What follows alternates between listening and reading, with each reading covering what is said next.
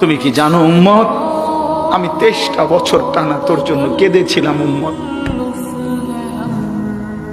আমি এমন কাঁদা কাঁদছি রে উম্মত তোদের জন্য। এশার নামাজের পরে দাঁড়াইছি, ফজরের আজান পর্যন্ত আমি আমার মালিকের কাছে তোদের জন্য, উম্মতের জন্য চোখের পানি ফেলে কাঁদছিলাম।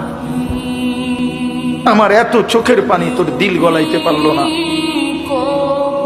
আমি তায়েফের পাথরের আঘাতে আমার পিঠটা চালনির মতো ছিদ্র ছিদ্র হয়ে গেছে রক্তে। আমি বুকে পেটে 2টা পাথর বাঁধছি ক্ষুধার কষ্টে। আমি উহুদের দান শহীদ করা রক্তে উহুদের ময়দানে পড়েছিলাম বেহুশ হয়ে।